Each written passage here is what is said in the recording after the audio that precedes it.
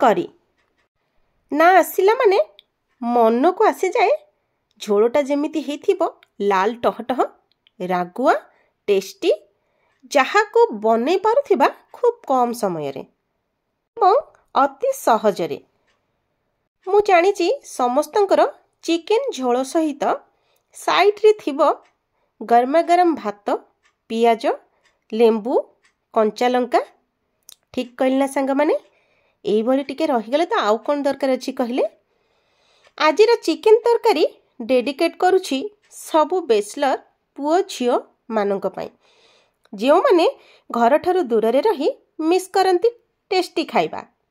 आज मु आपण मानकु सिखेबी बहुत कम समय रे मटन को टक्कर देला भली देसी चिकेन करी घरे किंबा हॉस्टेल रे किपरि बनै पारिबे। भिडियोटी को फुल वॉच करंतु चैनल रे नुआ थिले सब्सक्राइब करिकि जानतु। चलंतु देखि नबा। एठी 750 ग्राम चिकेन मु नेछि चारोटी आलू को एभली भाबरे मटन रे जेमिति पकांती ठीक सेही भली भाबरे काट नेछि आ चिकेन को बढ़िया भाबरे पूरा धोई देछि। आ पियाज मो पाखरे अछि 7 रु 8टी पाखा पाखी कंचा लंका 3टी आ गोटा रसुण रखिछि। तो चलंतु प्रथमे आमे मेरिनेशन करदबा। चिकेन रे प्रथमे एठी मु देई देली 4 चम्मच पाखा पाखी दही आपण माने आपण मानकर क्वांटिटी को देखिकि देई परिबे।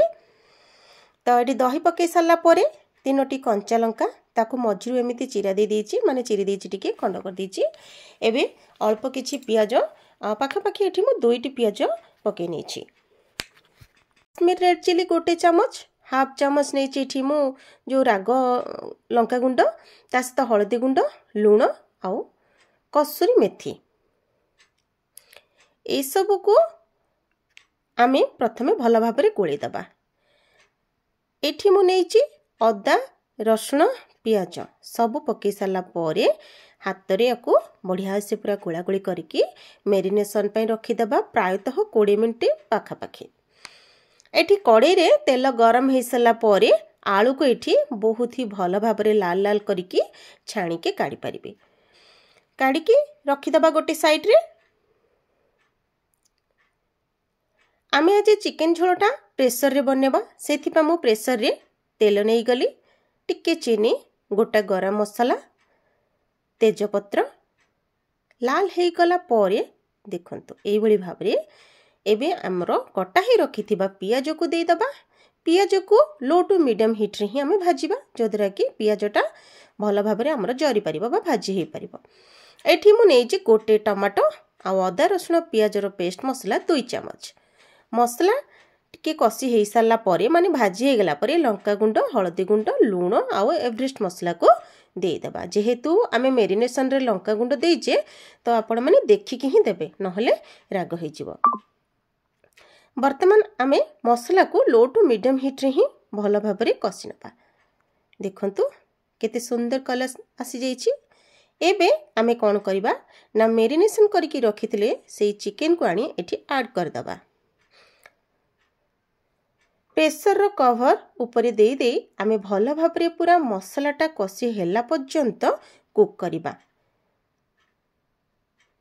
तो एठी देखंतु मु कवर करी करी कसी सारला परे एठी मोर चिकेन प्रायतः हेई आसिलानी माने कसा। तो देखि पारुथिबे केते सुंदर भाबरे पूरा कलरटा पूरा देखा जाउची। आहुरी प्रायतः आमे 15 मिनिट भल भाबरे कसी हेई सारला परे ही आलू को इठी दे दबा। ता सहित गोटा रसुण जो रखी थी एबे ऐड कर देबी। गोटा रसुण पकेबा द्वारा फ्लेवरटा बहुत ही भल आसी थाए। तो देखंतु एठी मोर ऑलमोस्ट पूरा कसा हे गलानी। गरम पानी आगुरु प्रिपेयर करके रखिथिली गरम पानी दे देली ता सहित 2टी सीटी परे एठी मोर चिकेन तरकारी पूरा रेडी हे गला। देखंतु आपण मानकर चिकेन ऊपर डिपेंड करे गोटे गोटे चिकेन माने सिझिबारे टिके टाइम नै थाए। जदी न सिझे ताहले आउ गोटे सीटी मध्ये दे देबे। एठी देखंतु मोर चिकेन पूरा परफेक्टली कुक हे जाईची।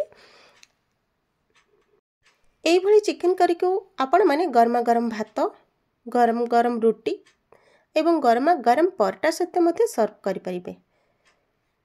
आजिर चिकेन रो रेसिपीटी आपण मानकु भल लागिथिले लाइक करिवे कमेंट करिवे सांग मानक सहित शेयर करिवे एबे जाई जंदी मो चैनल को सब्सक्राइब करना सब्सक्राइब करदेबे। रहिली नमस्कार, पुणी देखाबो आउ गोटे सुंदर रेसिपी सह।